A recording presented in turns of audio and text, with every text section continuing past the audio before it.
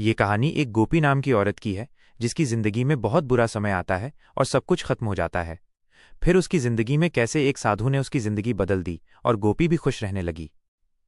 दोस्तों, कहानी अच्छी लगे तो लाइक, शेयर और चैनल को जरूर सब्सक्राइब करना। आपके एक लाइक सब्सक्राइब से मुझे बहुत मोटिवेशन मिलता है और फिर मैं और अच्छी से अच्छी कहानियां आप लोगों के लिए बनाता रहूंगा। यहाँ आपके लिए लाइफ चेंजिंग स्टोरी, एनिमल शोर स्टोरी, फनी कहानियां, एनिमल्स की मस्ती, मोटिवेशनल स्टोरी। तो आइए शुरू करते हैं कहानी। एक गांव में मोहन, जो एक बहुत बड़ा व्यवसायी था, और उसकी पत्नी गोपी रहते थे, जिनकी नई नई शादी हुई थी। वे दोनों अपनी जिंदगी में बहुत खुश थे। ऐसे ही दिन गुजरते रहे। कुछ दिन बाद मोहन की अचानक मृत्यु हो गई और उसके बाद गोपी अकेली पड़ गई। वो पूरा दिन घर में उदास रहती थी। दुख में उसका ध्यान कहीं नहीं लगता था और उसका पूरा दिन बस दुख से गुजरता था। फिर एक दिन उसके घर एक साधु भिक्षा मांगने आते हैं। गोपी उन्हें खाना खिलाती है।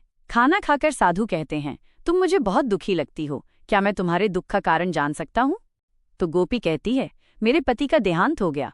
हमारी शादी अभी अभी हुई थी और मेरे साथ ये हो गया। अब मैं किसके सहारे जीवन काटूं और क्या करूं, कुछ समझ नहीं आता। दिन रात बस दुख से गुजर रहे हैं। मेरा दुख बांटने वाला भी कोई नहीं है।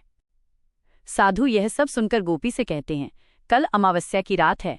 इसी गांव के बाहर मेरी कुटिया है, तुम वहां आना, मैं तुम्हारे दुख का निवारण करूंगा।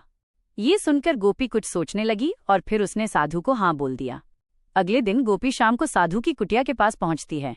माहौल बहुत शांत था और कुटिया के पास बैठकर साधु अपनी भक्ति में लीन थे। साधु गोपी से कहते हैं, तुम भी यहाँ मेरे सामने बैठ जाओ और आंखें बंद कर लो।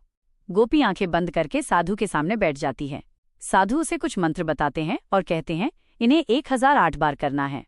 गोपी पूरी रात मंत्रों का ध्यान लगाकर करती है। करते करते पूरी रात निकल जाती है। सुबह जब गोपी आंखें खोलती है, साधु कहते हैं, गोपी, भगवान तुम्हारी पूजा से बहुत खुश हैं और प्रसन्न होकर एक वरदान दिया है। तुम्हें क्या चाहिए, मांगो। गोपी खुश होकर साधु से कहती है, महाराज, मेरे पास सब कुछ है, बस मुझे मेरा पति चाहिए। ये सुनते ही साधु ने एक भव्य शक्ति से मोहन को जीवित कर दिया। गोपी मोहन को देखकर बहुत खुश हुई और साधु के पैरों में गिरकर प्रणाम किया और बोली, महाराज, आपने मेरी जिंदगी खुशियों से भर दी। साधु ने गोपी से कहा, बेटा, ये सब तुम्हारी लगन और भक्ति का असर है।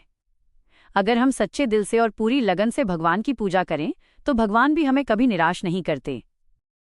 बस तुम भगवान की ऐसे ही पूजा करते रहना और किसी का दिल मत दुखाना। यही जिंदगी का सार है। ये बोलते ही साधु वहां से अचानक गायब हो गए। ये सब देखकर गोपी और मोहन हाथ जोड़कर भगवान का शुक्रिया करते हैं और अपने घर की तरफ निकल पड़ते हैं।